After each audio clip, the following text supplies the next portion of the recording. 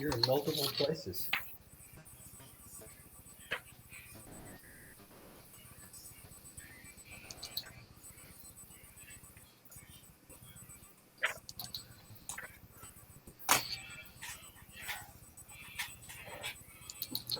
Okay. Guys, this is December 19th. This is DPRG's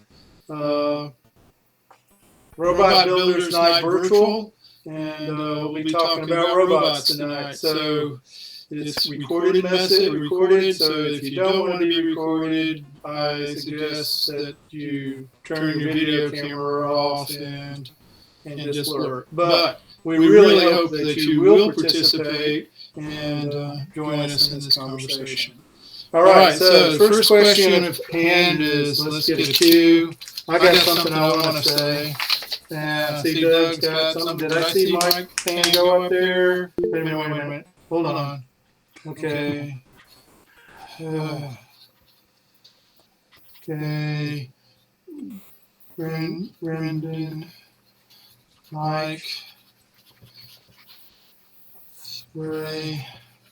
Okay, here's what I've got right now. I've got Doug P, Doug D, Brendan, Mike, and Ray. Anybody else? Nope. Okay. Let's see. All right. So what I would like to do is let everybody know. Tom, who usually is on this meeting, Tom, who's usually on this meeting, reminded us that SRS was having a meeting and that they were going to have a person present about their Robo-Magellan robot. Okay. And it was a very interesting talk. I know Kareem saw it. I don't know if any of you all did.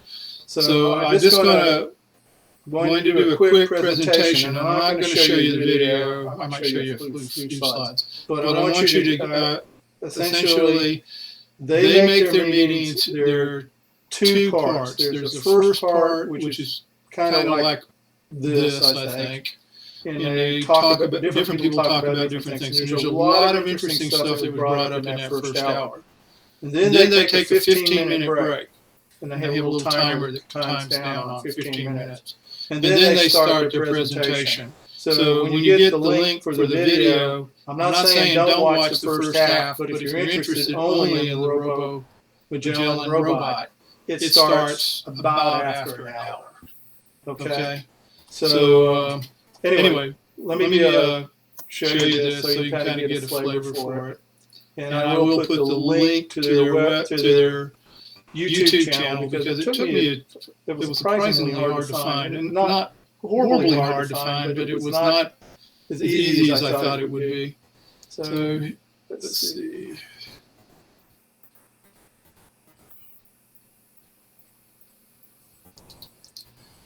Okay. Here we go. So this is I'm going to hit start. So, alrighty. Dun dun dun. So this is the presenter here. So with that, the appetizers have been served, and I will turn this over to Bob for the main course. How's that? I just thought that up, Bob. It's a bit of a strange way to do it, but okay. I think I'm projecting my screen. Yes, you are, and not the first time I've been called strange, so that's fine. Okay. So his name is Bob Cook. So just by the nature of how Zoom works, it's hard for me to see. I don't see the chat. I don't really see the pictures. So I won't be able to kind of interact with people as I'm going through this. But what I will do is say, and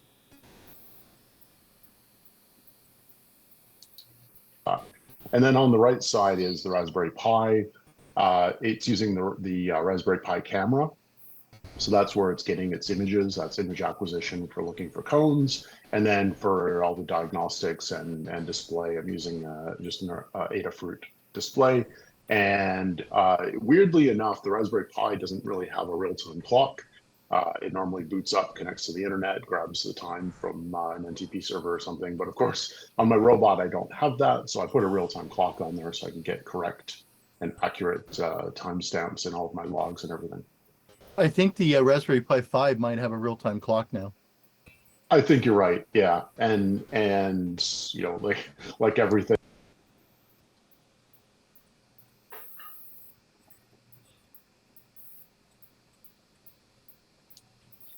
If you were trying to say, let's find an orange cone in a picture, I can write some code to basically do that. So the idea is that Here is discussing you can basically reduce the machine learning techniques by manipulating the color space, and then you start to look for edges, and then you can basically again supply some heuristics about the things that you found.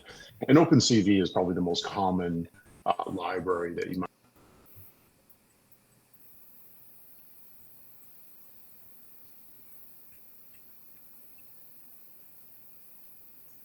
Line, but this is what's called the YOLO format.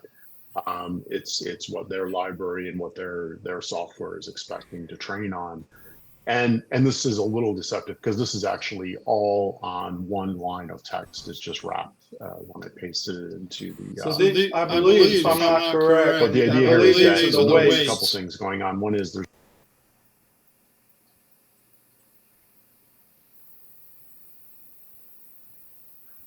likely loops through and is altering weights and trying to see what the outcomes are, better or not. The first attempt, literally, when I ran my data set through this, I ran it on a fairly okay machine. It ran for 67 hours. The Python process crashed. It grew to 12 gigabytes and pretty much crashed out without a result. There was nothing to be had. And I was ready to despair, but then I remembered some advice that I heard about machine learning, and we've all heard this now, and Lloyd made reference to this in Colab. GPUs are definitely important. There's a reason that everybody wants to buy up GPUs for machine learning these days. So I got out a Windows gaming laptop that, again, isn't particularly spiffy, other than it has a very nice GPU in it for gaming, and it made all the difference in the world. I literally ran through the whole training set in under 4 hours, which all of a sudden now made this quite tractable because I could actually then iterate in the sense of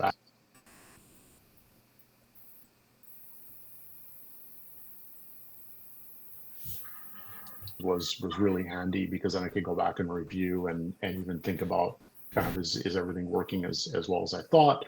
And then I also put a test mode on the robot for easy experimentation. So I could, again, kind of go validate manually whether I thought it was working well.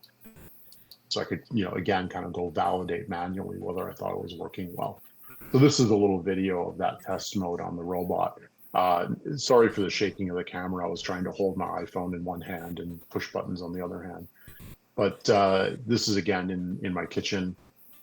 And so this is what it comes back with. It gives you back some analytics on the screen, and it gives the bounding box for what it saw.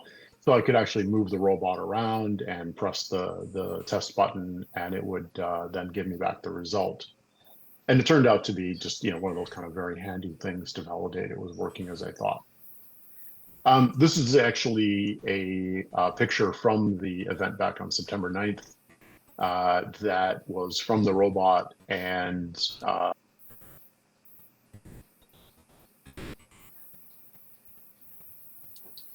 kind of this rinse and repeat thing. This is a video of that actually. Would I have to, how much would I want to steer towards the cone? So the zone idea was kind of my own application on top of it. It was really just the sense of putting this on top of just knowing where it was meant I had some idea of turn hard or not turn hard. So I was really happy. The results were excellent. I'm just foreshadowing. If you watched any of the videos that I posted about this, you'll probably see some interesting results. But what I did find is that actually, like in general, the false positives were zero in all of my own testing before September 9th, and near zero really even during the run of the event. And it ran well enough on a Raspberry Pi. Like the Pi doesn't have a GPU. It's not a super spiffy compute platform, but it works okay. The prediction for this particular model. Actually, the Raspberry Pi does have a GPU, and I'm sure somebody who was a Linux expert like Chris might be able to apply that in here and get a little bit of a boost. But I did something similar with the Oak Light, which has Movidius in it, and it was near, it was multi frames per second. I want to say it was about 15 frames per second. So you can get this done with a Raspberry Pi 4, but there's some things he's also doing that this actually works surprisingly well. But if you watch his run videos, it's just like watching anybody's run videos. You can learn a lot, and you can see where there's things that could have been done, but maybe not done and whatnot. But there's really, definitely, I want to show you that, don't want to show you, but I'm going to link you to the other runs. In fact, I might show one. I don't know, it's kind of slow, so I'm not going to go. So here's his no-go next.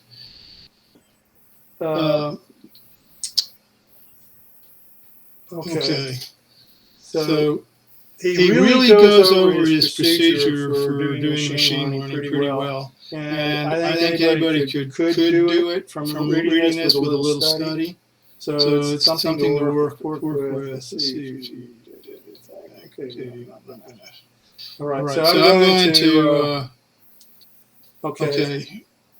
This is where all the links are, and I'm going to leave this on the screen for a little bit, and then I'm just going to unhook somehow.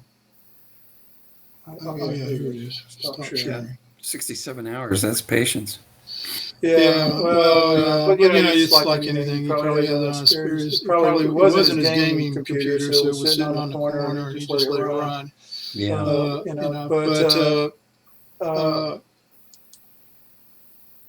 Okay. So I should be back to the. I think after 67 minutes, I would have given up. It's kind of okay. That's enough. My faster GPUs, Yeah. Anyway, I'm going to put that link in, and I'll also put his run links in because they are, like I say, very educational, very useful.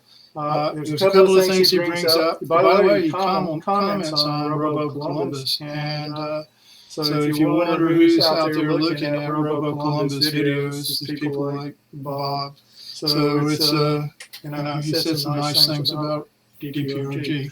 Now, so anyway, I was really happy because for two reasons. He mentions that one of his next steps was to go to an orange pie. And I did not, I heard about orange pies, but I really hadn't really done anything or looked at them that hard. So I did go in and look at orange pie. And it's like kind of frustrating because there's an orange pie 5, there's an orange pie 5B, and there's an orange pie 5 plus. All right. And they all have different strengths.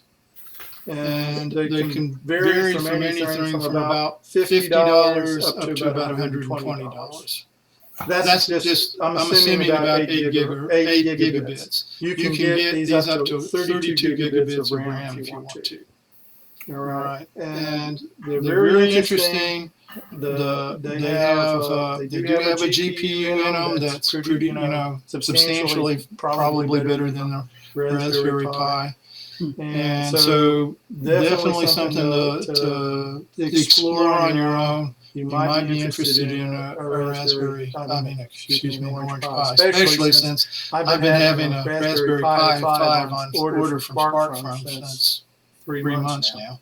So and it's not coming yet. So the one from the orange Pi, they were in the mail the next day. So something to think about.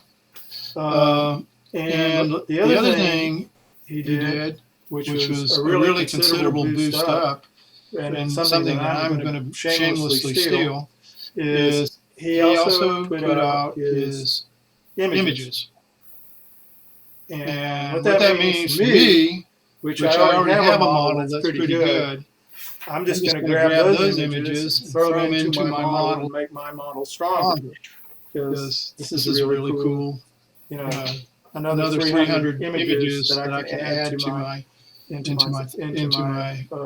collection. And anybody who wants my model can find it up on RoboFlow. You want to look up for, I think it's called TC, traffic codes. So you're all welcome to that too. So Doug, do you think his model is, better than your model? Why?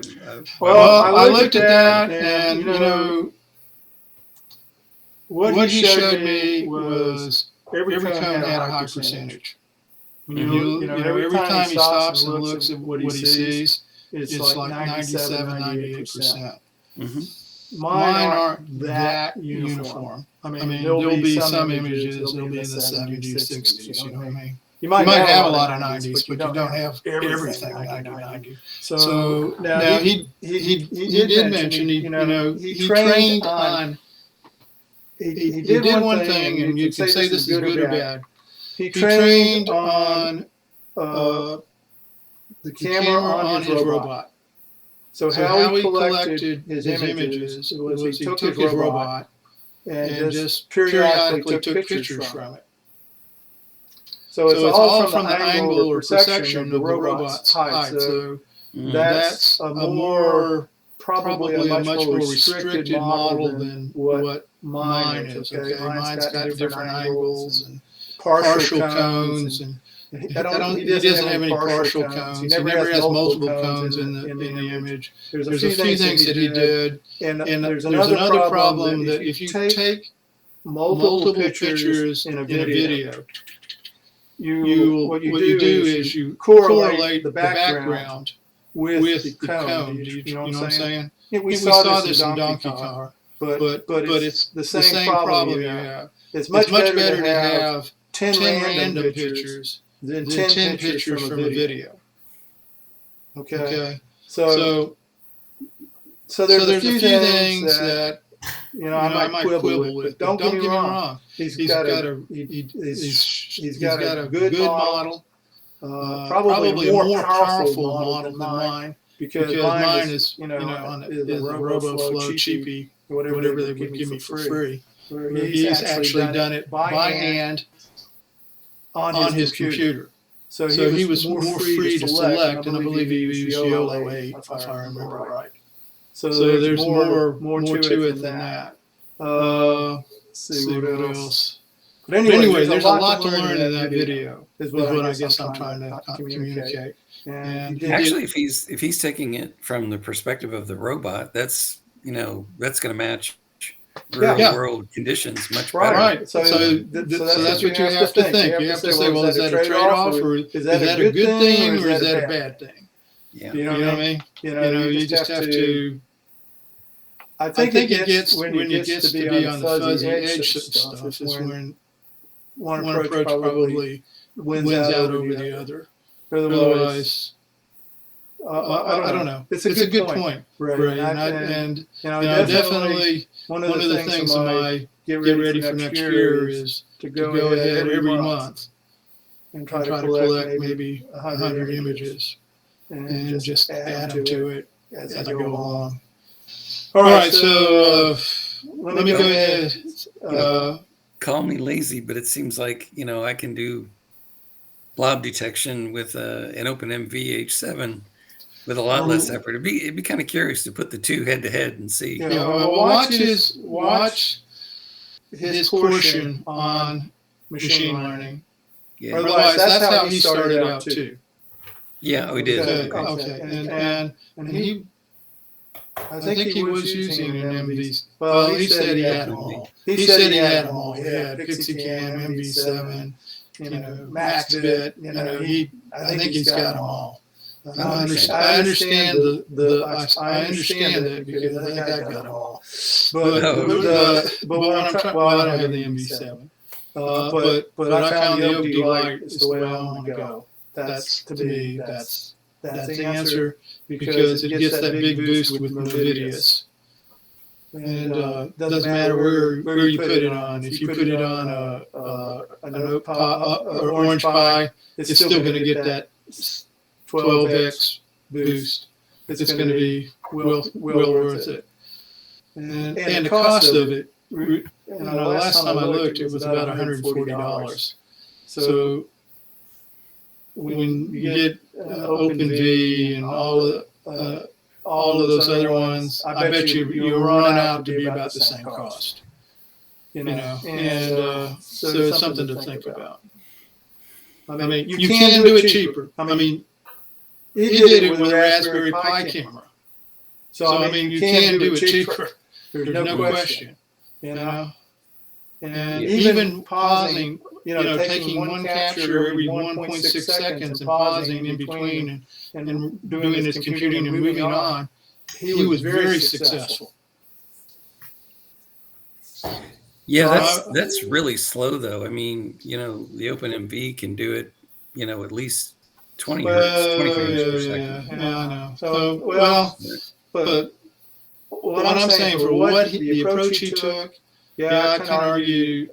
Well, he did mention that he was trying to find a Movidius stick, but you know how they are. I think Intel stopped making them, and I don't think you can get. I haven't seen one for sale for a long time. They're still supported, but I don't know, because I think they're selling the chip into other products, but I don't know if they're selling an actual Movidius stick anymore. Which is what he really needs. If he was going to, he could stick that. All he would have to do is stick that in there and run it through the Intel software, and he could pick it up 12x. So anyway, that's something. But it's like I say, a great example of a very successful robot, and with plenty of lessons learned for everybody. So I'm gonna move on to Doug D. Doug, you can go ahead, and I'm going to try to get the links into the chat. Okay. Okay. So you can see behind me, RoboDog, a little discombobulated. It's been a rough couple of weeks on RoboDog. He blew motor controller after motor controller because I overloaded it, and then I bought some new ones, and I wired them up wrong, and the Chinese instructions weren't quite obvious, so I tried positive on both poles until I got one that didn't blow one. And then when I finally got the motor controllers to quit blowing themselves, I probably got lazy with the wiring inside, because I had a bunch of loose wires that weren't connected to anything, but they were flopping around in there. And I'm blaming them, but I haven't proved it yet, because I was debugging by trying different things, and I kept blowing fuses. Once I got the motor controllers wired up, every time I turned the power on, poof, there goes another fuse. Poof, there goes another fuse. I used up all my fuses I had trying to debug it. And finally, I just went and bought some more fuses, and I took the power board out of RoboDog, and it doesn't blow fuses when it's by itself. So clearly it's something I've got wired up inside wrong. So version 1 here, I'm going to try to get him going again, or I may go to a version 2 and just start over again and wire things differently. We'll see. It was some frustrating weeks, but I've kind of gotten over the frustration, and I'm back to actually working again. Well, thank goodness for fuses. Yeah. Thank goodness for your fuses, though. That's right. At least they quit blowing the motor controllers. Yeah. So that's all I had. Whoever was next, I think it was.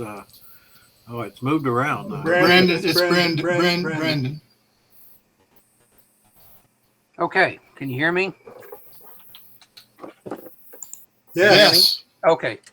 So I was going through my lab and came across an old dinosaur from 2001. Woo. Predates everything. Predates Pi, predates Arduino. Can you guess what this runs on? Steam. PIC microcontroller, Oh yeah. Handy handcrafted. The board, whole maybe? thing. I mean, it's actually, I would consider this my first real robot. It's got bumpers, both physical and IR. The controller boards, you can see they're all handmade. The power switching power supply I've put together. The bottom here is actually encoders. I learned how to make encoders. They're not quadrature, but they're ticks. And I learned in 2001. I just had regular motors, but over a couple of years, I realized, well, encoders are a really nice thing to have. So I went out in my machine shop and built a disk and put encoders on there and learned how to encode it. Build an H bridge. I got acoustic and IR. Now, some of you older guys, which I think all of us are, this is actually a PIC microcontroller from Adantronics. Anybody remember them? I don't know if they're still around or not. So anyway, I'm showing this to a friend of mine who's also interested in robotics, but really has never engaged, and he thought that was pretty neat. I thought, well, maybe there'd be appreciation. Also, there's a lot of RC aircraft parts. These wheels are the big old rubber foam wheels. It's got a tail dragger down here on the bottom. But it started out as a single plate of Lexan, and I think I ran this for about 3 years, and I've built up. And after I learned, I could not stuff anything more on this PIC microcontroller, so I went to, and that's when the Arduino started coming out. So I got that and started over. And a true indoor-outdoor robot. But I don't know. I thought that would be interesting. I still have my engineering notebook. October 6, 2001, my first entries. Anyway, I thought it was a show and tell from 20, That's real cool. 20 That's cool. plus years ago. Now, maybe on a little more, I do have a Raspberry Pi. They're available on DigiKey. But I got a rude awakening. I started trying to install Ubuntu 22.04, not supported. So you can't run ROS2 on it. That's compatible with 22.04. I don't know if you guys knew that or not. No. I learned that yesterday. I installed it on my Pi. Pi 4. Pi 5? Oh, 5. Oh, no, I had 4. Okay. Yeah, so I've got 2 4s here, and they work just fine. But I wanted to have this as my base station to do my computations. I was going to have the 4 on my robot, and just thought I'd pass that along. Next year, the new version, Jazzy, ROS Jazzy, may be compatible with 23, Ubuntu 23, but just to let you guys know in case you want to hold off or not waste your money. I mean, I don't know if it wastes your money, but I cannot use it. Well, I backed that up. I said, what are people doing? Well, they're running Docker on it. They're running Docker, and then they can run whatever they want. So that's how they're getting around it. So I thought I'd just pass that along. So on DigiKey now, they currently today they have the 4 gigabyte. This is the 8. The 8. I've seen them twice in the last 2 weeks. Like 2 weeks ago, I had 2,000 of them. When I bought this one, they had like 250. Right now, they're out of these, but they seem to have a good conduit of receiving them because they'll be out in a few days. They'll have them again. So if you're really interested in them, this is MSRP. So this was $80. No jacked up prices. The 4 gigabyte is $60, and they have 1,400 of them right now. That's great. Isn't that a little strange? I mean, if you stick it in Dockers, it works, but it doesn't work on the board by itself. Well, that's the nature of Docker. You can run anything underneath that. So you'd run what I'm doing. I've got Ubuntu 23 on it, and if I go forward, and I might just stay with 4s until next year, or if I choose to do the 5, I will run Docker and then 22 on it, 2204, with the hopes that next year Jazzy will be supported on 23, because I think 23 is available on Pi 4. So they may. It's really, it's unfortunate you have to match a OS and the RUS versions so they stay together and they're compatible, but that's where we're at. So, Chris, can you explain to me how that works? If it doesn't work on the board by itself, but you can run it in Docker, so it's like It's virtualized hardware. Well, not really. Actually, Docker is more like a sandbox. In a way, what you're doing, you're not running like some other kernel in a virtual machine. In something like Docker, really what you end up doing is taking advantage some of the sandboxing features that are built into Linux. And think of it this way: you just have another root file system that's separate from your main root file system. If it was Windows, think of it, you have another C drive, okay, with all kinds of files in it, all the Windows files in it. And when you're in that sandbox, when you run a process or some code in the sandbox, that's its root file system. That's its C drive. And it pulls all the libraries and everything from that sandbox root file system. And that's really what stuff like RAWs needs, right? It's not that you need to have a specific version of the Linux kernel running, right, for RAWs. It's just that all the parts of RAWs, they need certain versions of certain libraries to be there. And exactly those versions. But that's what you get in Docker. You put whatever version of Ubuntu in a Docker image, and you have all those. And you don't even have to use Docker. I mean, I've used the same approach before, even without Docker. In Linux, you can use there's this command called chroot, where you're basically creating a sandbox of sorts without all the other bloat and overhead of Docker. And inside this sandbox, think of it this way: you just unzip a big file that contains a minimal copy of Ubuntu, right? And then you're now inside this sandbox, and now you can install additional Ubuntu components, apt-get, apt install, the usual thing, and it's now all sitting inside this sandbox. But you're not really running additional stuff in the background at this point. Again, you're not running a second copy of Linux. You're not running a second copy of all this background junk that goes on. None of that is usually what you need anyway when you are using Docker for this kind of scenario. So it's not a virtual machine. It's much lighter weight, and you can even sort of accomplish the same thing without using Docker. I'm not a fan. It's again too much stuff to learn as it is. I never really got my arms around Docker and how to really use it well. So I use just sort of what's called the chroot feature in Linux, which gives you enough of the sandboxing to do stuff like that. It's very useful sometimes. Well, thank you. Yeah, I was looking at the Docker is the most common, but there were some people who would go in there, and I guess one of the big features of 5 is the dedicated GPU that it now has, and 22, there was some sort of check that it caught up on, and it never got passed. But I saw other people go in there and make some modification to some file to bypass that check, and they said they could run it natively, but that's beyond my capability. So it seemed like Docker was graspable for me.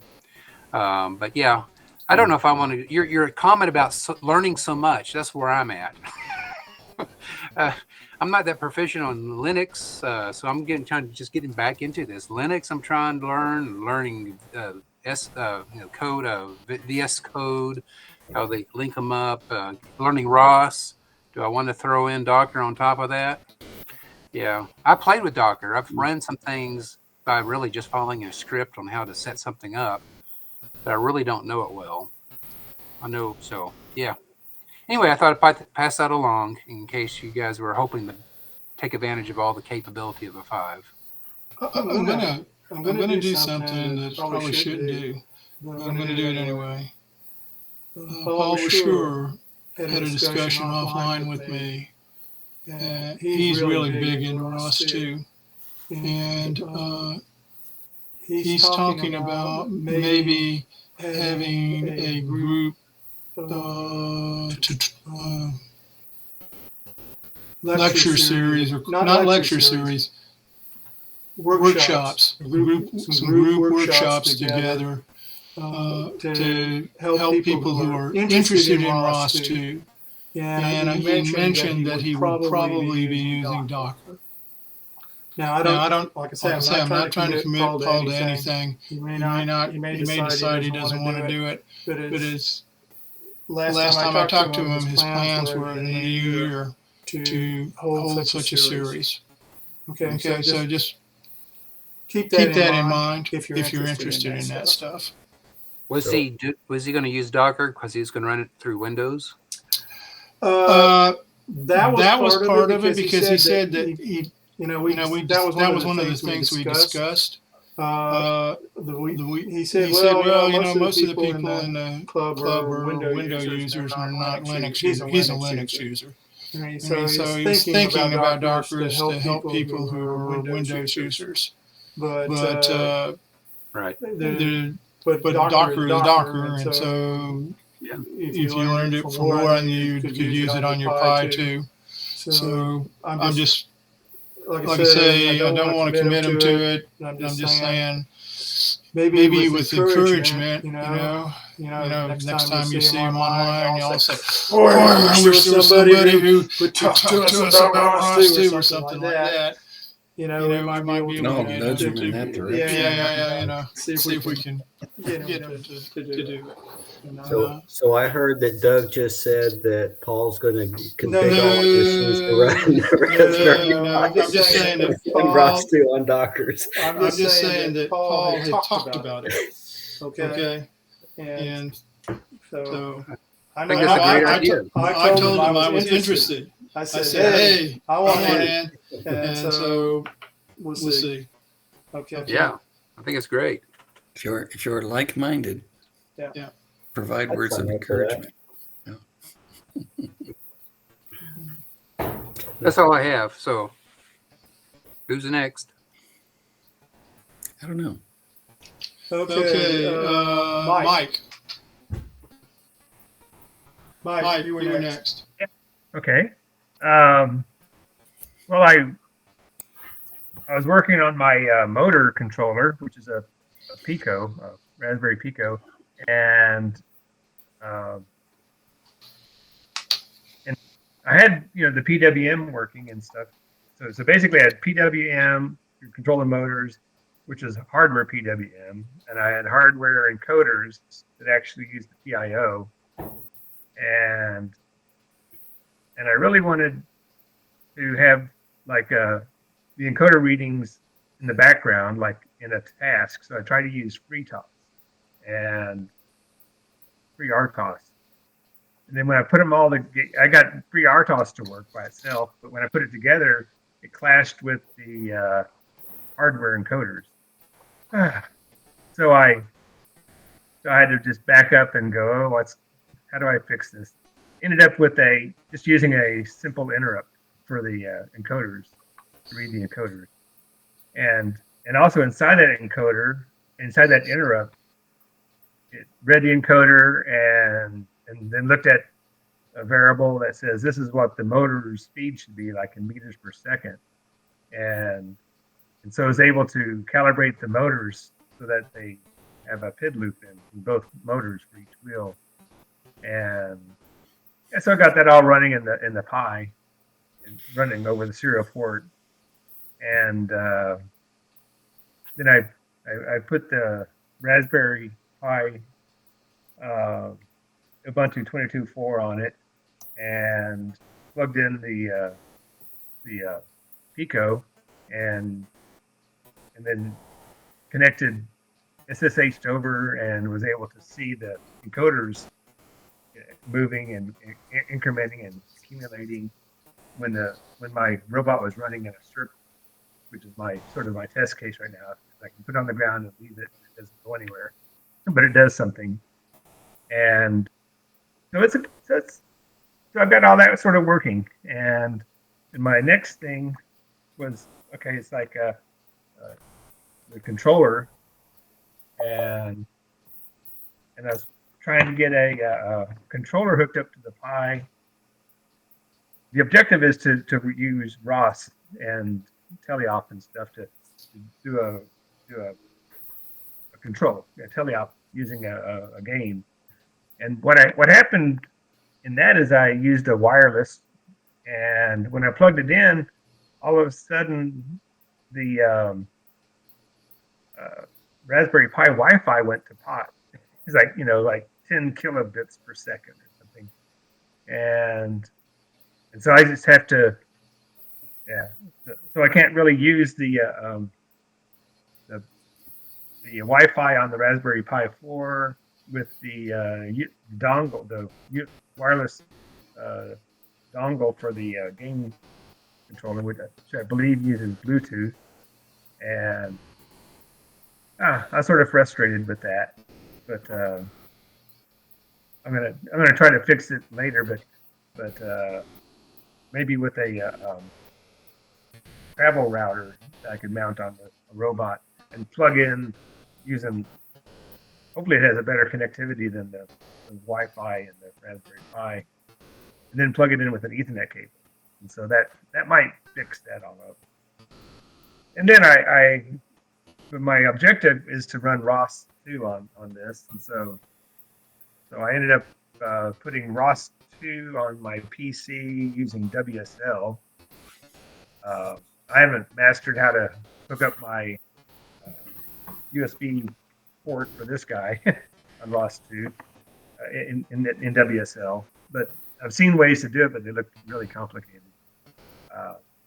So I put ROS 2 on my, and I just finally put ROS 2 on my Pi, and I'm using the Humble version which is really compatible real well with the Ubuntu 2204.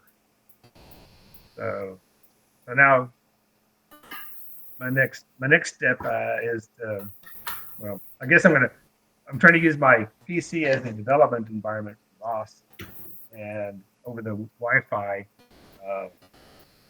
be able to do things like do like RISV and stuff to be able to see the traction, just like a development. Like the algorithms don't run on my PC; it's just sort of a interface to the ROS on the Pi, and so I hope to get that done pretty quickly.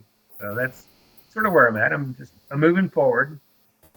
I'm happy that I got my mechanics running pretty good at my wheel controller level and the PWM motor controller. So, inching forward. That's it. Yeah. Well. Okay. No big show and tells. It's just talk and tell. Yeah. Well, okay. Then let's slide over to Ray and let Ray. He's the next one. Does anybody come in who wants to talk about something else now that want to get put on the list after Ray? Anybody volunteering?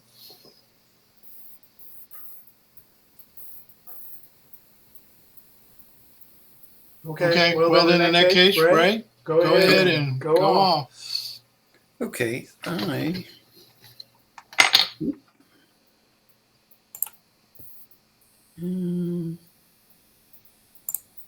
Screen share. I got an email on this, but I think it went to junk and fell off. I don't know if you can see this or not. This is just a highlight from ST. It looks like they produced another one of these. This is the first I've heard of it. Maybe you guys can tell me if you have or not. The VL53L8CX. And it is supposed to be able to be used outdoors. This is the, one that you can go up to 8x8, separate zones. And they're saying, almost 3 meters in, I think ambient light means outside light or sunlight. And they're saying, 4 meters in darker conditions or indoor. I'm not sure ambient light is not outdoor light. If I remember right. If you look at the scales of lights, outdoor light, bright outdoor light is 100K lux. Yeah. A lux. Do they provide a lux spec on this? That's what I would ask. Don't think they do. Anyway, in this other article that I got through email, and I thought it was by the CNX guy, or the guy that writes articles under the whatever CNX, and I thought he was saying that it meant that this could be used outdoors in sunlight. Well, it might be, but what I'm trying to say, ambient light. If I remember, I used to have a scale. I'd have to go look for it, but there's a scale.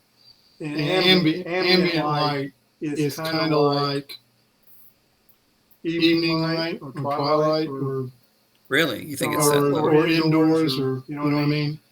It's not a. It's something like some number like 20K lux or something like that. Oh, really? Yeah. Let me go look and see if I can find the scale for that. Okay. But I think they talk. If you look at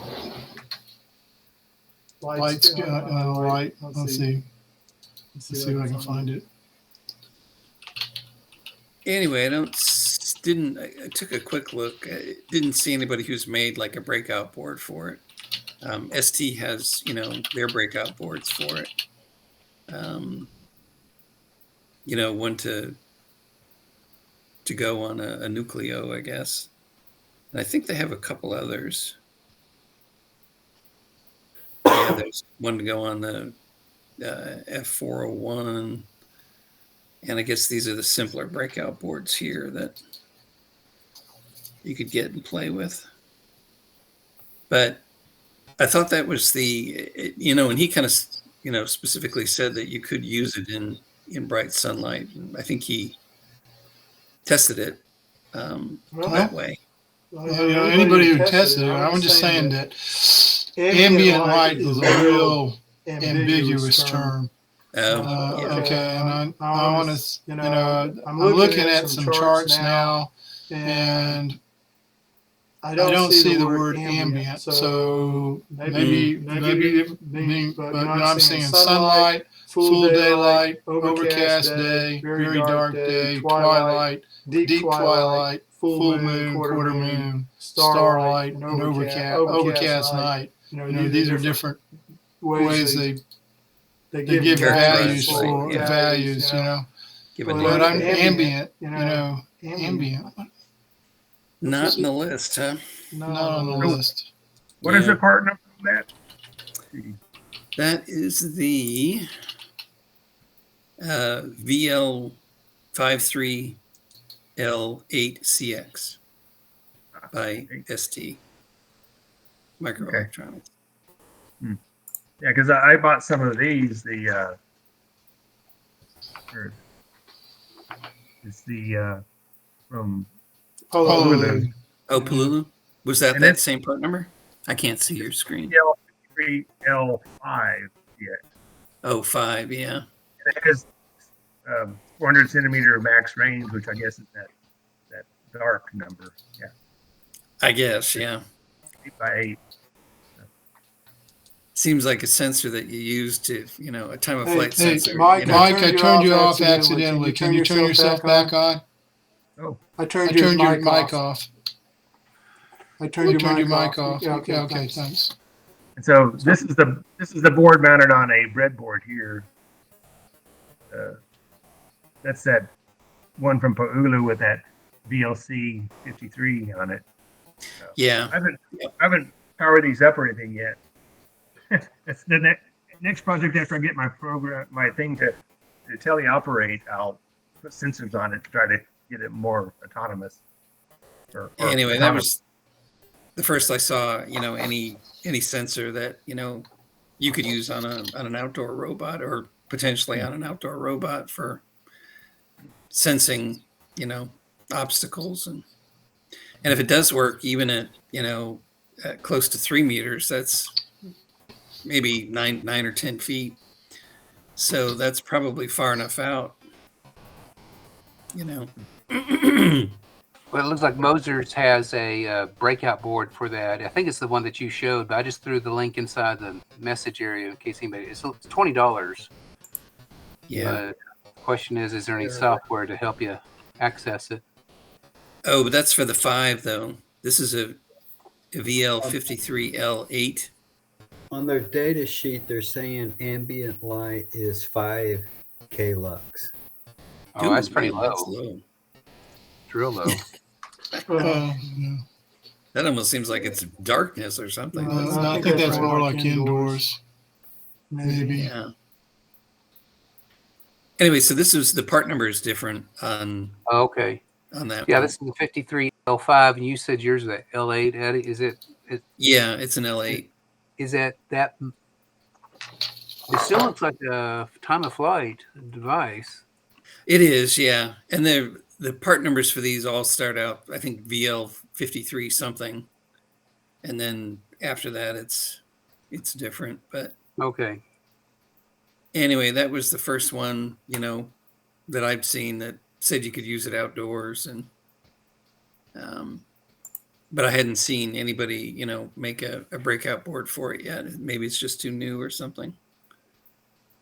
But So Ray, on those type of array ones, basically, how do you set it up? You send it a command to set up which ones you want to look at, and how do you? I mean, how much configuration do you have to do to set them up? And is it volatile, or is it something you have to do every time you turn it on, or? yeah, as far as I know, it's volatile, and you pretty much choose. I think there's. Well, I don't know about this one, but I know some of the other ones, they would do 4x4, 8x8. Some of them would do 3x6, I think. So there's a couple different ways to do it. Nothing, you turn it off and you lose all those settings. It's done over I2C, and it's volatile. But yeah, so I wondered if anybody else had seen that or got something from an email from ST or something. I wonder how generous they're, Ray, you might be able to get them to give you a sample or two. Sometimes that'd be worth messing with, maybe. With those type of sensors, I've got some of the very first ones they came out with, and they were frustrating, and they weren't hardly worth the effort. But those were many generations ago, and even though time-wise it's not that far back, but I'm going to do this. But anyway, those Polo sensors that I think they call them distance sensors. Those I found them to be reasonable, and they're not very expensive. They're about $10, I believe, and they're, if I remember right, and they work well. If I remember right, they're kind of a timing pulse thing. Otherwise, the distance is related to the pulse width or something like that. Yeah, I know they have a version of that you can just use like in Arduino the pulse in statement and measure the width, and the width is proportional to whatever distance. So you don't, as far as, I don't think there's any configuration that you have to do to it other than look at the output. It's always on, it's always running. So yeah, I thought that was kind of a neat approach, because then if you do have, say several of them, you don't have to get an I2C multiplexer. You can just do a pulse in on each on the output of each one. And another thing you can do with them, since you're really only detecting the edges of the pulse, is you can use the pin change interrupts on an Arduino. Yeah. And so it's not, it's everything is, everything is interrupt driven. And so they're not blocking and they work pretty well. Yep. So. Anyway, I was working on I bought some frame pieces for basically the. You got to name them, Ray, so we know who you're talking about now. Oh, Which one is this? The one, the Gold Builder one, or the? Oh no, this was actually for a plasma table. Oh yeah, okay. Yeah, I remember that project. Kind of what I found is the laser engravers or parts from laser engravers that you really want to buy, they don't sell because that's kind of makes their product. It's a special part.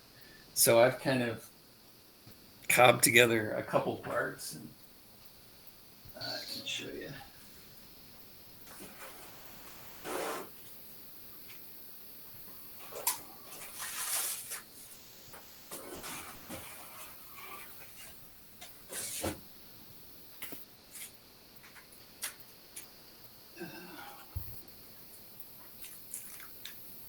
Anyway, so these are the 2020 aluminum strips that you can buy, and I've got 5 of them. So each one has and I've got this thing taped together so I can get it in the box.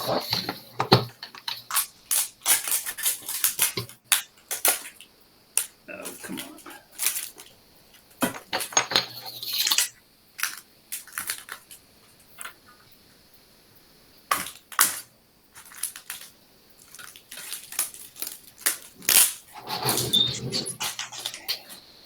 Yeah, like it.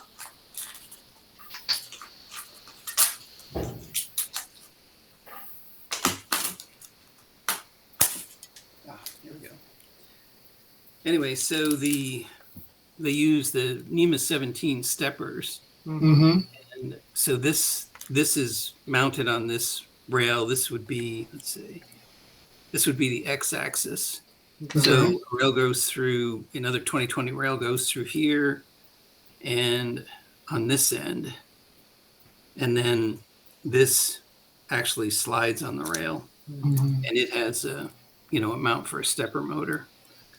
And so I found these two seem to be made to bolt together to each other, the silver carrier and the motor mount, and that works pretty good. It's moves pretty smoothly, and you can adjust the tension on the rollers. This one's got a cam bolt on it, so you can tighten it up and tension it. So is this a whole mechanism that you bought? Since it's all taped together, it's taped together by you, or did it come in the mail like that? Oh no, I put this together. Okay, all right. So all those parts, quite a few parts. Yeah, there are. I was looking for one that had the motor mount with, basically the carrier, but no one seems to sell that. And if you want to buy, it seems like you can buy a laser engraver and basically, a smaller one, and just move the pieces to the longer rails. These are 1 meter sticks of the 2020 extrusion. So, and one of the things I couldn't get information on was how far the wheels are, or what the center of the wheel was off from the plate, because there'll be a GT2 timing belt that goes under here around this pulley, and then under the second one. I think I just blocked that out with my hand, so it'll go there, and up and over. And same thing for the x-axis. As it slides along, there'll be a belt in here that'll be moved. The carrier will be moved by the stepper that mounts into this hole. So, and it seems like a lot of them have, a lot of them just have 2 steppers instead of 3. But that's, you know, you're kind of relying on a fairly small diameter rod not to twist across a 1 meter length. And it seems like a lot of them use like a 6 millimeter rod to go to the other side, so that you can actually twist the pulley on the other side of the, I guess it would be the Y axis, kind of like on a 3D printer. And where you have, there you'd have 2 lead screws raising, the X-axis up and down, or your Z-axis. So this one, with the plasma torch, you don't need a Z-axis. You can just use a servo to move the tip off the workpiece, so you can set the height correctly.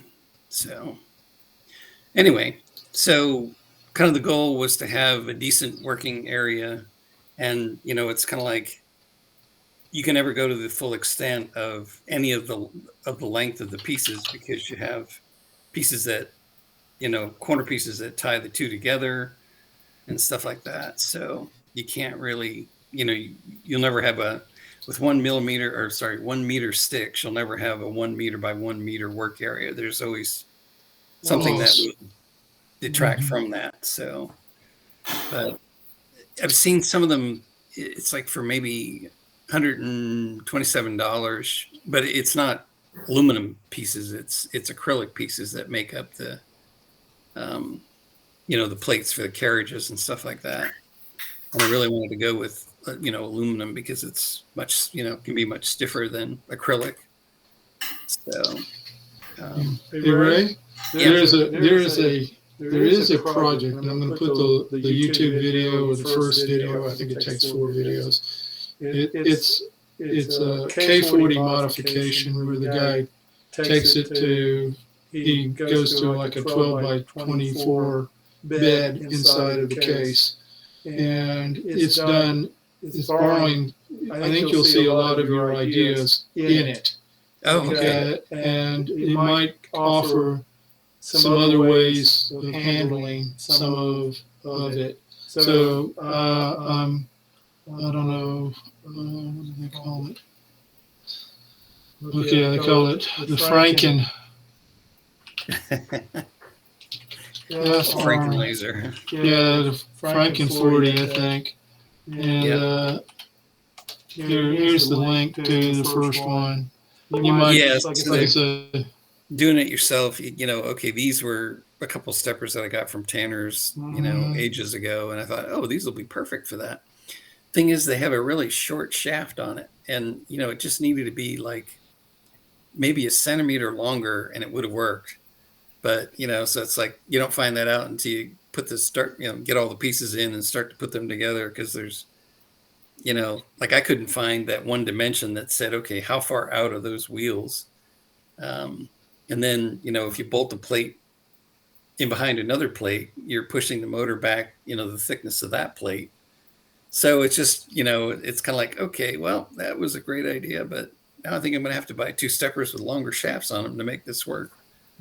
So, but they're not too bad. You can get them from Xyltech for, I think, under $12 each for a long shaft. Yeah, I got NEMA 17 stepper. So, and I had the control boards and all that stuff. How long of a shaft do you need? To use with it. So, been trying to slowly piece that together. The belts, I had like 5 meters worth of GT2 belting, that I had ordered, but it's one of those things, it's bad from the start. You order it on AliExpress and it doesn't ship within, 24 hours. And then they say, oh, so sorry, out of stock. Yeah. So, but Like- it's going to come in a couple days, I guess now. So I'll have all the belting that I need for it. So anyway, that was all I had. Well, let's see. That was the list that I had.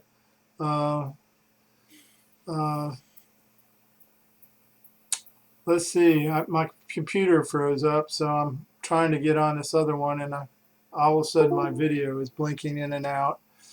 Yeah, it's bad news. So I'm going to reboot here. So I'm going to have you guys carry on while I'm rebooting, okay? So, yeah. So Ray, looks like we're going to be working on, well, maybe on the same sensor, that 8x8 or 4x4 time of flight. Yeah. So, hope I get into it pretty soon, so we can compare notes. Yeah, I had done, I was looking at, I think, let's see, where's that?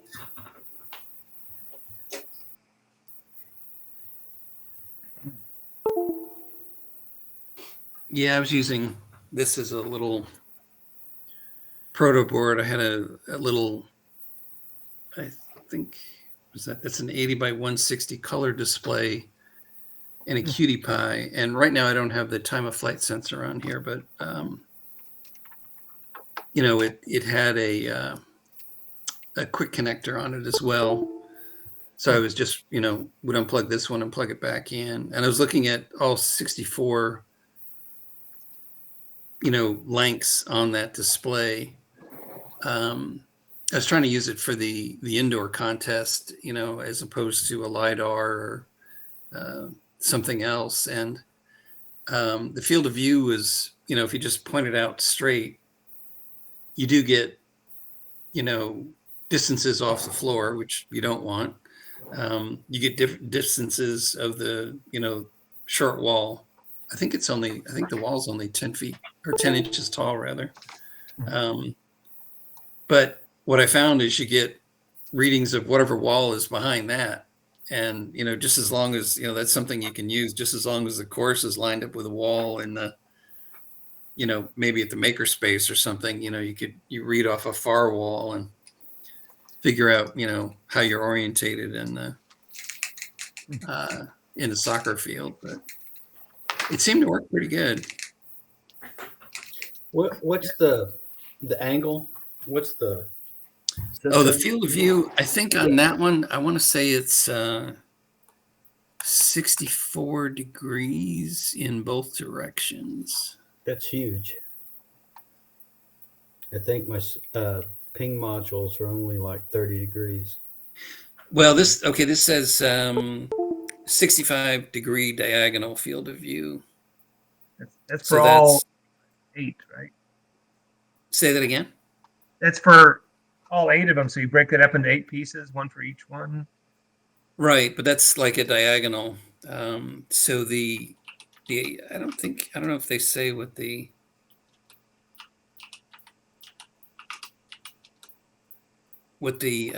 individual horizontal and vertical angles are. You have to They calculate. should. Yeah. Say that again? Just have to calculate it, I guess. Yeah. I think SparkFun, or let's see, was that no, those were Polulu sensors. Never mind. Polulu, I think, tells you what it is. Right. You know, for the boards that they manufacture. 65 by 1.4. Yeah, I don't know that it's 1.4. It's a diagonal for a square. Oh, yeah. I don't think the horizontal and the vertical are the same, though. They're a little bit different. Okay. Anyway, yeah, so they seem to work pretty good. And, you know, I thought the introduction of the I guess the VL53L8CX, that would be something that may apply to outdoor use. So I guess we'll see in the future. Yeah, the one I got was the 5 was rated for 5K lux, and the 8's rated also for 5K lux, and that's basically bright indoor lighting. Yeah, that's I don't, like I or said, a I wish I had. Yeah, I just did some Googling, and it's like cloudy outdoors or bright indoors. Oh, okay. Well, that wouldn't seem like you'd be able to use it at all then for outdoor lighting. So if that's all it'll tolerate. On a cloudy day. Say that again. On a cloudy day, you could use it. Oh, yeah, I don't know. That might be a lot more than 5K lux. So Not burn your eye sockets out, Texas summer. yeah. I believe, Ray, as well, it mentions outdoors up to like 68 centimeters, which is just over 2 feet. Oh, 68 centimeters. Wow. Oh, I didn't Yeah. see that. Is that the 53 VL7? No, this is the 8. Okay. I think the VL7 was 68 centimeters outside. Okay. Yeah, this is the VL53L8CX. Yeah. Your nose would have to be right there. But Yeah. 2 feet yeah, in Canada, maybe 68 2 is inches very in Texas. useful.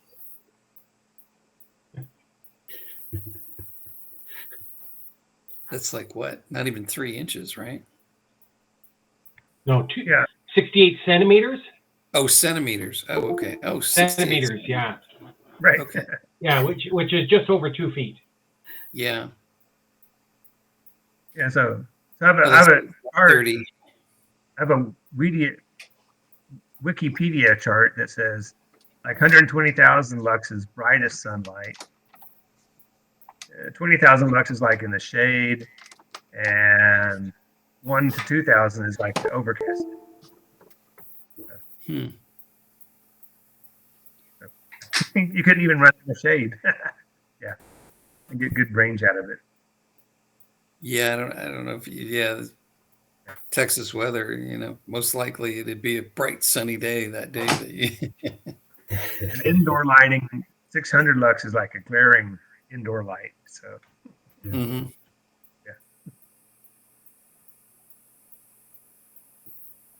Anyway. Has anybody ever tried to use landmarks in one of our contests? You basically use a camera and plot, horizon lines. Yeah, I've used April tags, tried to use April tags. I've also used like color codes where you have 2, fluorescent orange next to fluorescent green. Mm-hmm. But I found if you have a large, television, in the back of the course, and it turns around and sees a reflection of it in the on the screen. I remember that. Distinguish that from the reflection from looking at it straight on. No, I meant like if you took a fix, if you calibrated at the start of a contest, like say for an outdoor contest, right? And you scan, you did a 360 of the horizon. Yeah. What the landmarks are, the high points and low points of the landmarks, and then measure that from wherever you took your GPS fix.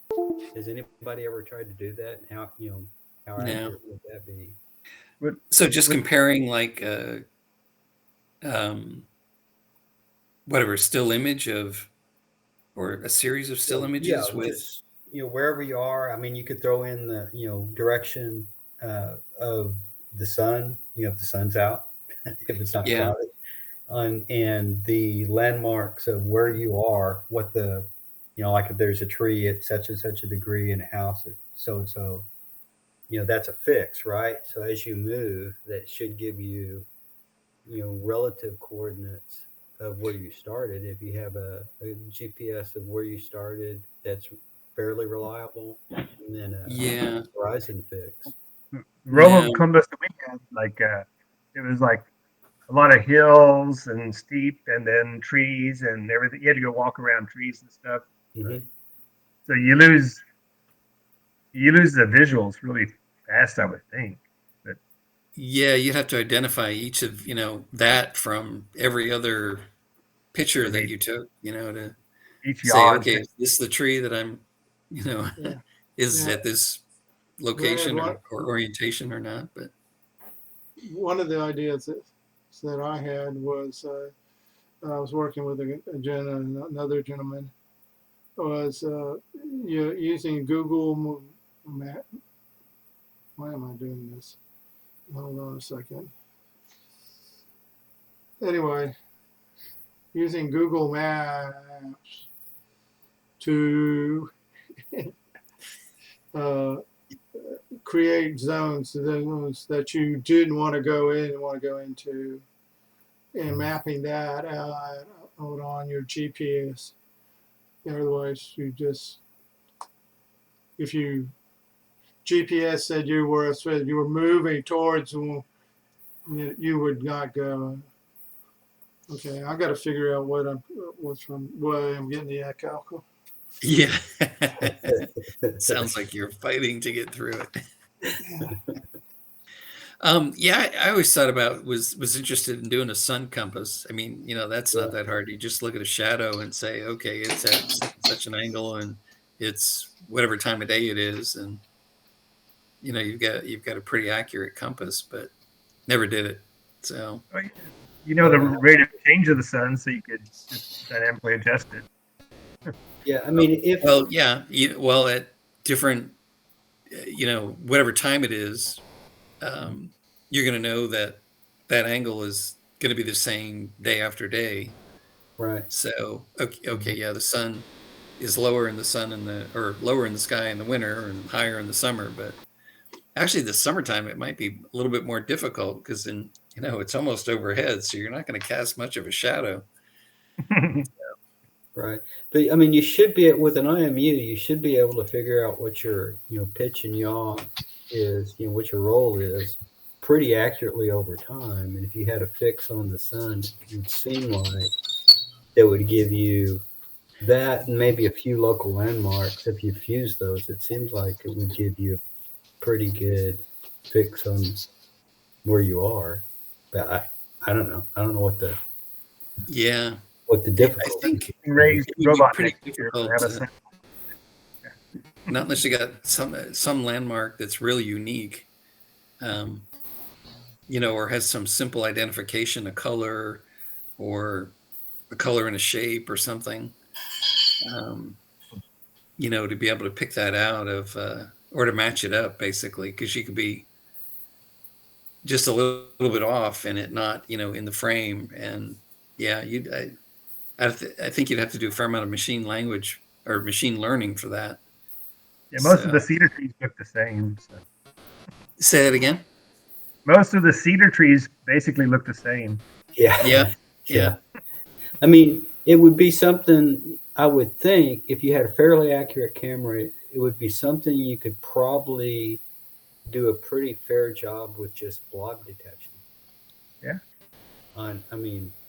Within a certain range of motion, like, it's not going to give it, it would be mostly for correcting where you are more than anything else. Like, you kind of have an idea where you are from dead reckoning, but if you could, but it's going to be an ever increasing error, right? So if you had a fix that you could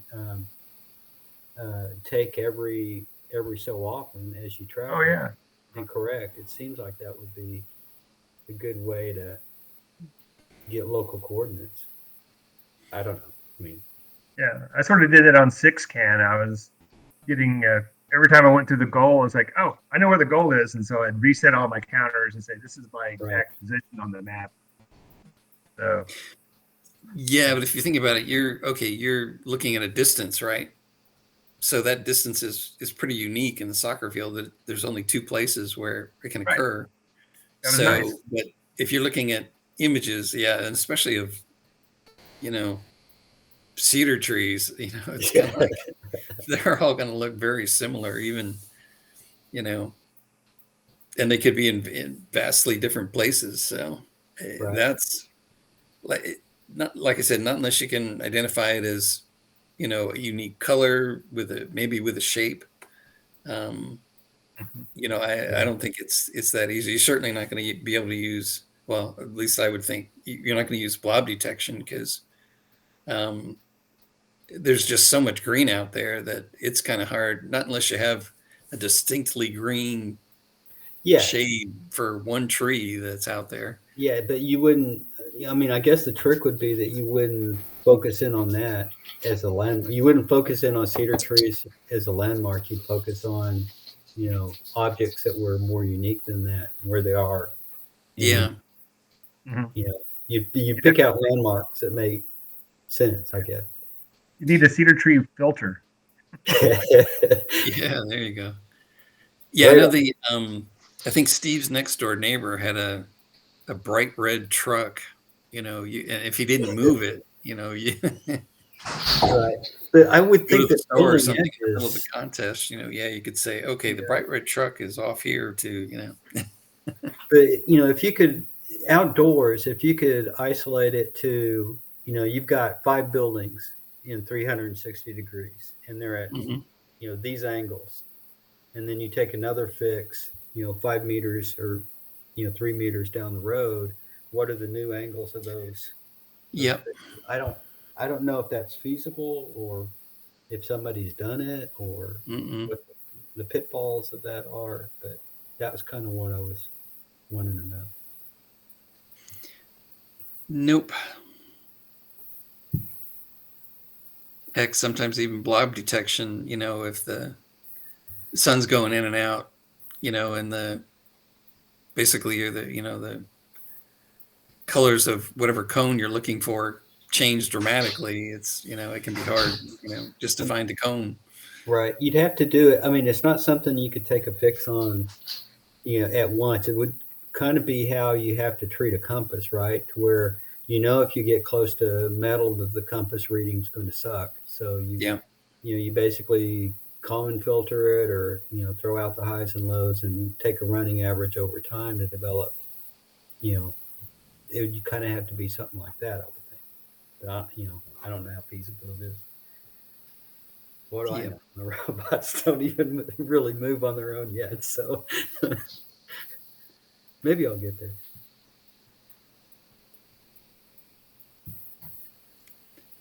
Yep. I mean, it would be something you could do indoors too, right? If you could angle up and find, you know, ceiling corners, you know, because that should be easier, right? Because you could, if you have a time of flight, you can identify where the corners are. Yep. Yeah, if it's in within range of your time of flight sensor. You'd have to be pretty close to a corner, not in the middle of the room, you know, otherwise you corner be too far away. Mm-hmm. But that's where maybe a camera would help, right? So if you could integrate your time of flights in a camera fix, you know, you could do a lot with a lot less power, less processing power than doing even LiDAR, right? I would think. I don't know.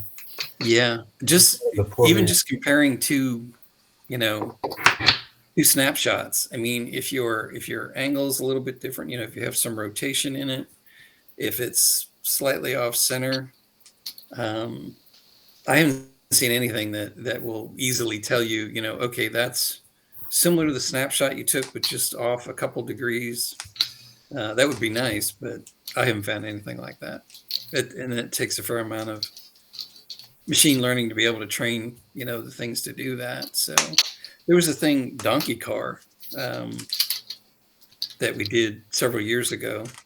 But that took like, I want to say it was like, well, you could take more pictures, but I think you had to take like at least 10,000 pictures to create a model, and it associated, you know, your steering angle and a speed with that photo or that image. And then you could use that to make a model to basically have a self-driving vehicle. But it took, well, first of all, you have to be a good driver. You gotta, if you give it bad, if you don't stay within the course lines very well, it's not going to stay in the course lines very well once you create the model. I'm not the best driver in the world, so Okay.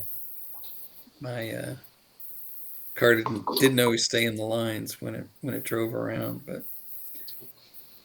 so that's I wish it were that simple, but I haven't found anything that's like that. So even well, I know you can train or create models with the Max Pi pretty quickly, but those have to be unique. Like if you want to basically say I've got 3 objects, whatever they are, you can basically just take a snapshot of it, and I don't know how it does it, but I don't think it's using traditional machine language to do it, but it can identify those items. If you take one photo with the training and then place them back in the field of view of the camera, it'll identify them correctly pretty much anywhere in that frame. So it's not, saying, okay, I have a photo of this thing and it has unique characteristics because of its colors or size or whatever. So that's about the quickest training thing I've ever seen for that. Maybe I should take it outside and see if it. Well, it seems like before GPS and before machine learning, I mean, they had missiles that would fly a path, right? And they did that by landmark navigation, right? So it should, you would think, be possible in a mobile robot using sort of the same ideas, but I don't know what there would be to it. Yeah.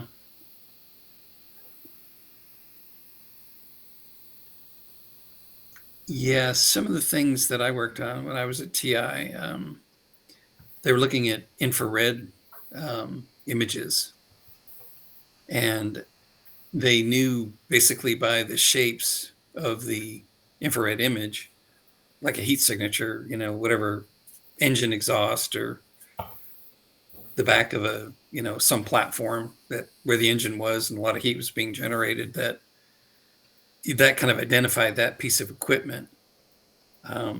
So they could look for those in the field of view of the missile. But it all happens pretty quick because the thing's, rocket propelled, So, yeah, so but that's kind of unique, you have a unique heat signature, and if you identify it, then you can say, okay, yeah, that's the target I want. So, yeah. I think there's a lot of work done on feature, feature navigation, where you're basically going like on a road and you see a tree and you kind of track that tree past you, and you're grabbing stuff in front of you constantly and trying, saying, okay, I was 20 feet from it and now I'm 10 feet from it, but I'm also 2 feet to the side. I mean, there's a lot of work being done on that type of navigation, obviously, for all autonomous cars and stuff. I've read a couple of articles, or I shouldn't say read. I glanced through a few articles about stuff like that. But it's always sounded like something that would be a little bit too far for me to try to do it. If you're talking about say something like, if you were inside, if you were inside of, say, one of our can arenas, and you wanted to, and you could tell where all your cans were. And if you moved, you could also say, well, okay, I think I moved 2 feet forward, and all the cans should be here, but they're not. They're over here still. You can correct your distance. And I was taking a course where they were doing that type of work with LiDAR, and it's I've mentioned it before. It's that professor in Germany who has a video course on it, and it's very, very useful if you go through it. It's it takes off from the very beginning and kind of like odometry, okay? And by the time you're in, you're doing particle filter stuff. And I'm not, I got up to a certain point and I just tilted on it. But I was doing, up to that point, I was really tracking along really well and learning a lot of things. God, what was his name? I'll check and see if I can find his name, and I'll put his YouTube channel in the chat. Yeah. Anyway, I was just curious whether somebody had done that or use those approaches.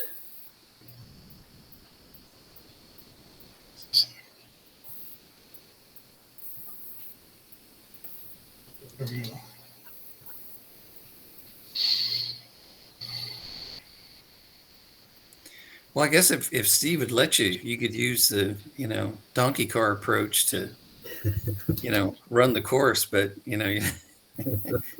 you'd probably be making some pretty serious ruts in Steve's yard so that you could train it with enough photos and, GPS locations.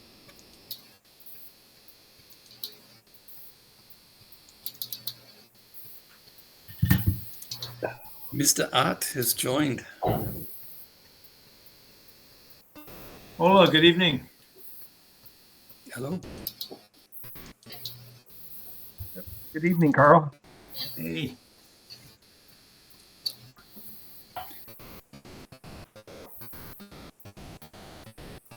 So did you just get back from Pennsylvania?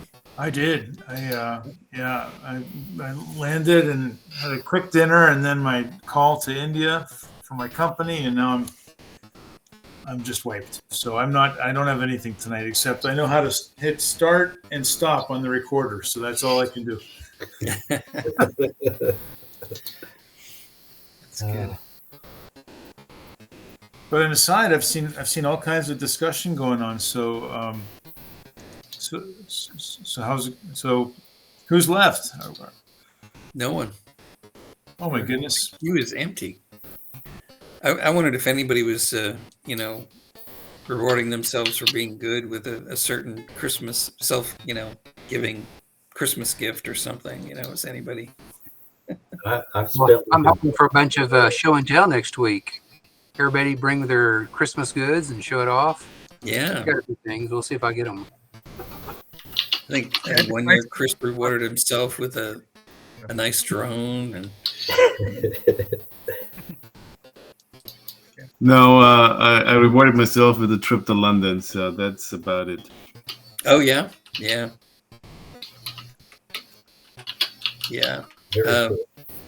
My wife used to go to the UK a lot. One of their companies that did their web design for SAP was in the UK, and we kept talking about me coming and. Along on one of her trips, and she'd be available on the weekends to do things, and so the second to the last time she went, I actually did it. And, the first day, then I'm it was Monday, so I'm on my own, and I have my own agenda planned out for the day, and the first thing I wanted to do was go to an automobile museum, and it was just outside of London, so I had to get to catch a train and, take it outside of London to this where this place was, and I get to the to my stop on the train and get off, and I'm looking. They have a map on the wall, and I'm looking at it, trying to find this street that where this thing is located. And he said, "You looking for the auto museum?" And I, yeah, that's what that was my first thing I wanted to do this morning is go to this museum. He said, "Well, it closed like a month ago." So I spent like, I don't know, 2 hours, trying to get to the train station, getting on the right train, getting out there, and it's like, it's closed. So, but How many times does that happen when you go to a town like that? so, I missed in Italy once. I missed getting to the Stradivarius Museum by about 1 hour. oh, Yeah, that would have been so cool. Okay, it turns out I have something to show after all, but it's just links at the moment, and you're best to download them and click because my machine is quite slow. okay. But the first one is this one guy did a human car wash kind of machine, Rube Goldberg style. So I hope you enjoy. That's pretty cool. And then the next one is out of New Zealand. I don't know, is Paul on right now? But for New Zealand, they have a basically hooked up Guitar Hero to a beer dispenser. So the better you shred, the more beer you get.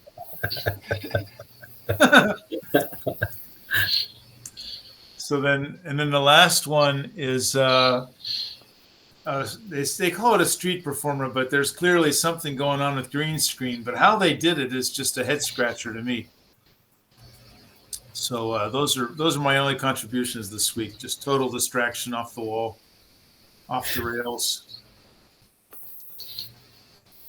That's pretty cool. That was another thing. I don't know if you've heard of them.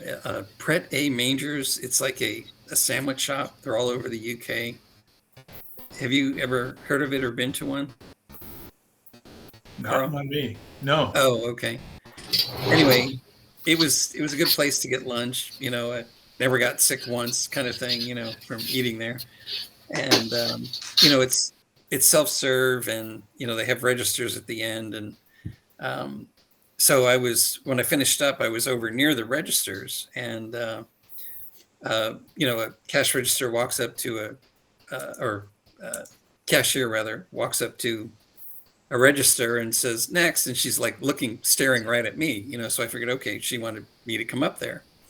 So I go up and pay for my food and turn around, and apparently there was a queue there that I somehow didn't see.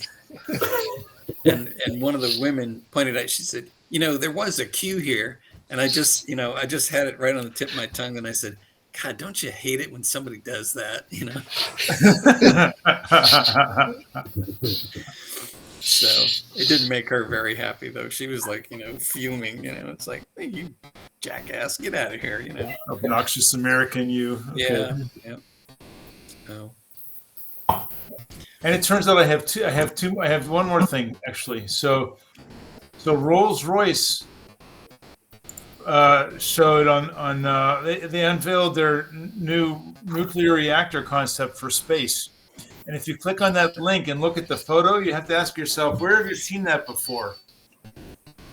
And a couple of years ago, someone brought up the most important device in the universe. And it's this movie prop that's been used in countless movies over decades, called The Most Important Device in the Universe. Yes, I've seen it. I've seen it in a bunch. I recognize it every time I see it. It's awesome. Yeah. Well, check out the Rolls-Royce nuclear reactor concept and tell me if it looks any different. It's the same thing. That's it, baby.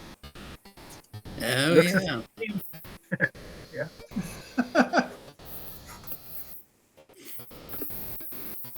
So either somebody made a good guess or somebody's playing somebody. I'm thinking. It could. Rolls-Royce industrial designers knew where to start. Mm-hmm. Yeah. 5:55 timer. That's the best part. You know, that's the best. The super best part would be if somebody peels back the cover on that Rolls Royce engine, and there's a 555 timer in there. That's right. Yeah, one of the big ones that Evil Genius makes, you know, that's exploded up a bunch of times. That would be great. That'd be awesome. Oh, and Ray, Yep. I've done that exact thing. Skipped the queue. And I was like, really? And I'm like, oh, there's a queue there? That's nice. I went ahead and checked out and left. You know? I mean, you want to be stupid, be stupid. You know? There's just 5 lanes open and everybody's lining up in one line. Yep. Yeah. Yeah, that's pretty much what it was like there. How about no? How about I don't have to be a sheep if I don't need to? Yeah. I wasn't trying to be a jerk. I guess I was, but I wasn't trying to be a jerk. I was just trying to check out and pay for my booze. Yeah. We know what lines are. We don't know what queues are. So sorry. Well, it's because you're British. It's because Yeah. the British folks know how to queue. At least that's what the Yeah, that's right. They love their cues. the what is it? Hitchhiker's Guide to the Galaxy, the latest make of it, is like, hey, I'm British. I know how to queue. I'll show you how it's done.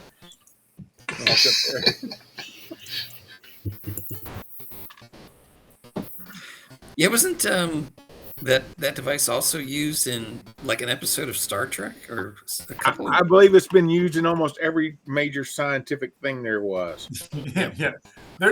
There's a wiki somewhere that lists all the different times that prop has been used. I mean, somehow it made it from Battlestar Galactica to Star Trek to who knows what. And sometimes it's like in one orientation, sometimes it's on its side, but it's always the same prop. That's funny. I never correlated it. Yeah, once you look, it's an amusing thing to watch. Now that I can't unsee it. No, right. And that one YouTube I posted it. Even in the day, William Shatner was making fun of it. He's walking through. What's this? Blinking. What does it do? It's just blinking lights. Blah blah blah. I don't know.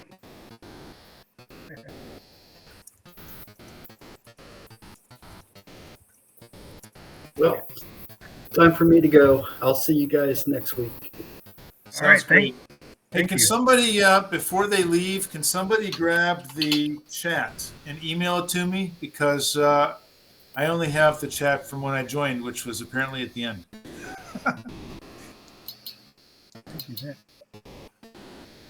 If you could just copy and paste and email it to me, that would be fantastic. And then we'll get it to Doug. Okay. Or email it to Doug.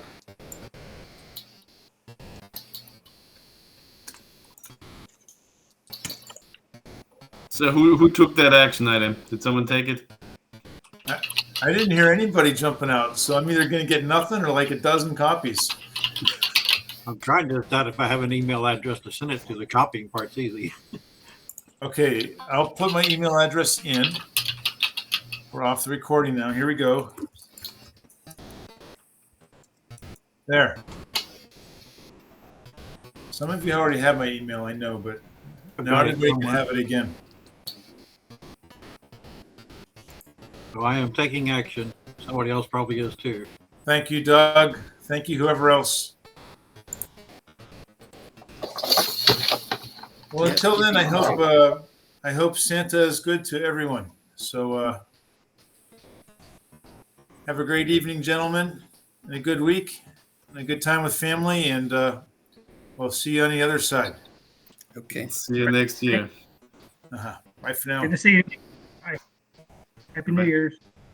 Yep.